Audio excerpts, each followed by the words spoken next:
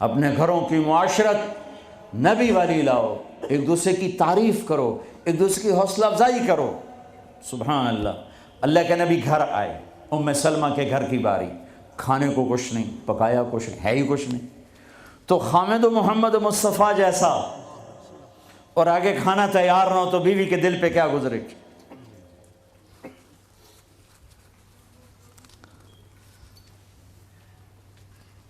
آپ نے پوچھا ام سلمہ کھانا کھانے کو کچھ ہے؟ تو ایک دم انہوں نے بہت ہی ندامت لجاجت کے ساتھ کہا، یا رسول اللہ کچھ نہیں ہے، یہ سرکہ پڑا ہوا ہے۔ اب سرکہ کیا کہتے ہیں انگریزی میں؟ ونیگر، شاید کسی کو سرکہ سمجھ میں نہ آئے۔ ایسی چیز ہے، ایک ڈراپ یہاں رکھو تو تمہاری زبان جل جائے گی، ہاف ٹی سپون لو تو تمہارا سارا گلا چیر کے رکھ دے گا۔ اور میں غلطی سے کوئی سرکے میں، بعض سلاد پہ ہوتا ہے نا سرکہ ڈالا ہو، میں غلطی سے میرے منہ میں کوئی ایک پتا بھی چلا جائے تو ایک ہفتہ میرا گلا گیا، اتنا میرا سینسٹیو گلا ہے اس سے۔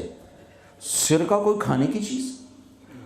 انہوں نے تو عاجز، یا رسول اللہ بھائی ایک سرکہ ہے، ہائے ہائے ہائے ہائے۔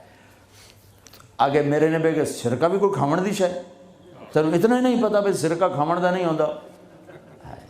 میرے نبی نے فرمایا ہو نعم الادام الخل، ام سلمہ سرکے جیسا تو سالن ہی کوئی نہیں، ہے سرکے جیسا تو سالن ہی کوئی نہیں۔ کیسے اپنی بیگم کو شرمندگی سے نکالا اور احساس کمتری سے نکالا، سرکے جیسا تو سالن ہی کوئی۔ جس گھر میں سرکہ ہے انہیں کسی سالن کی ضرورت ہی کوئی نہیں۔ یوں حوصلہ بڑھایا جاتا ہے۔ یہاں تو چونکہ وہ مقابلے کی ٹکر، یہاں بیویاں بھی ڈاڈی ہیں خوب، اور تو یہاں تو ان کی اپنی کونسلز بنی ہوئی ہیں۔ تو میں مسلمان عورت کو کہتا ہوں، چونکہ یہ میری بات آگے جا رہی ہے، آپ میرے سامنے بیٹھے ہو، ایک دوسرے کو عزت دو، برداشت کرو۔ میرے نبی نے فرمایا بہترین مسلمان وہ ہے جو بیوی سے اچھا سلوک کرتا ہو، اور بیوی سے فرمایا میری شریعت میں سجدہ ہوتا تو بیوی سے کہتا خامد کو سجدہ کر۔ بہترین صدقہ اولاد کی تربیت ہے۔ پورا گھر میرے نبی نے نقشہ بنا، ہر ایک کی قیمت بتائی۔ ماں تیرے قدموں تلے جنت، کہ کاش میری ماں زندہ ہوتی، تم دیکھتے میں کیا کرتا، میں عشاء کی نماز کے مصلی پر ہوتا، میں سورۃ فاتحہ پڑھ رہا ہوتا، ادھر سے آواز آتی میری ماں کی محمد، تو میں نماز توڑ کے کہتا لبیک اماں جان۔ باپ کا تیرے جنت کا دروازہ ہے، باپ تیری جنت کا دروازہ ہے، کھولنا توڑنا نہیں، کھولنا توڑنا نہیں، توڑ دیا تو جنت میں نہ جا سکو گے۔ سب سے بہترین مسلمان جو بیوی سے اچھا سلوک کرے، سب سے بہترین عورت جو اپنے خامند کی منشا کو دیکھے۔ پھر آپ نے ایک عجب بات فرمائی جو معاشرے میں بہت بوجھ بنتا ہے جس کا، ہاں بھائی تمہیں ایسا صدقہ بتاؤں جس سے بڑھ کے کوئی صدقہ نہیں، تمہیں ایسا صدقہ بتاؤں جس سے بڑھ کے کوئی صدقہ نہیں۔ انہوں نے کہا جی کیا؟ کہا الابنۃ المردودہ، جس کی بیٹی کو طلاق ہو گئی یا بیوہ ہو گئی اور گھر واپس آ گئی ماں باپ کے، یا ماں باپ نہیں ہے تو بھائی ہیں، وہ ایک بوجھ بنتی ہے ماں باپ پر بھی، اور بھائی تو ویسے ہی باغی ہو جاتے ہیں۔ میرے نبی نے فرمایا اس بچی پہ خرچ کرنا کائنات کا سب سے افضل صدقہ ہے۔ گھر، ایک گھر کیسے چلتا ہے؟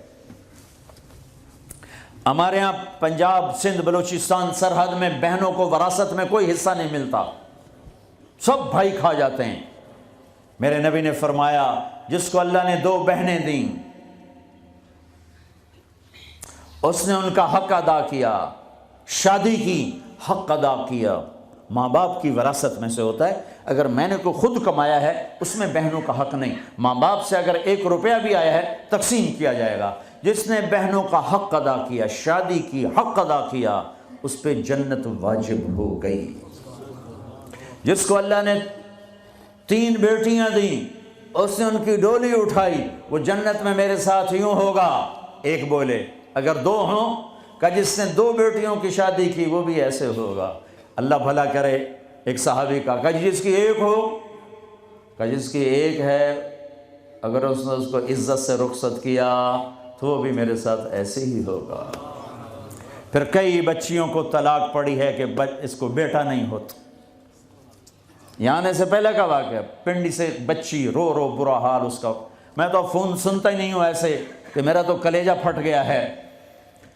ہے کہنے لگی کہ سسرال نے کہا تھا بیٹی ہوئی تو طلاق دے دیں. میں نے کہا اس میں میرا کیا قصور ہے، اور بیٹی ہی ہوئی اور مجھے طلاق پڑ گئی اور میں گھر آ گئی 22 سال کی عمر میں. بیٹی دینے والا اللہ اور ظلم کرنے والا سسرال. میرے نبی کو اللہ نے بیٹے دے کے اٹھا لیے. قاسم اٹھا لیے، عبداللہ اٹھا لیے، ابراہیم اٹھا لیے. 4 بیٹیاں دی، 3 زندگی میں اٹھا لی. زینب، ام کلثوم، رقیہ، تینوں آنکھوں کے سامنے چلی گئیں. فاطمہ سے نسل چلی. آپ نے فرمایا لوگوں کی نسل بیٹے سے چلتی ہے، میری نسل میری بیٹی فاطمہ سے چلی. اس لعنت کو دھویا. عورت کا کیا قصور ہے اگر اس بیچاری کو بچیاں ہو رہی ہیں؟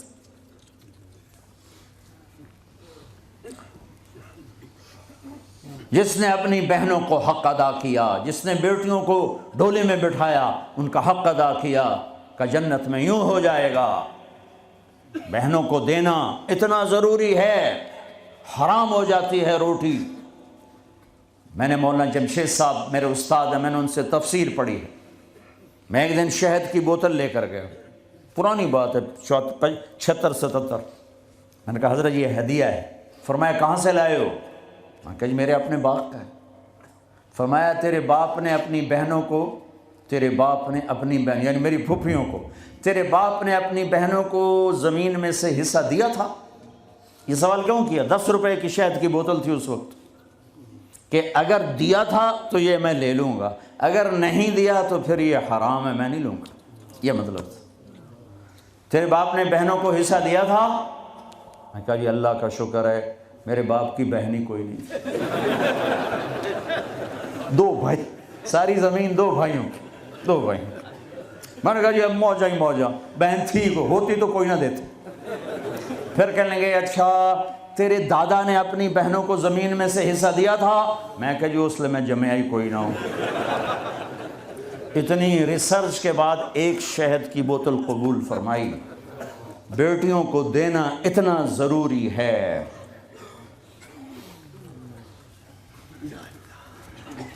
میں اپنے نبی والی معاشرت قائم کرو، اپنے نبی والی معاشرت قائم کرو. محبت ہو، سچائی ہو، الفت ہو، درگزر ہو، معاف کرنا ہو، طلاق سے بچو، جھوٹی شادیاں نہ کرو، پیپر کی شادیاں نہ کرو. اللہ کے واسطے یہ دھوکہ نہ دو.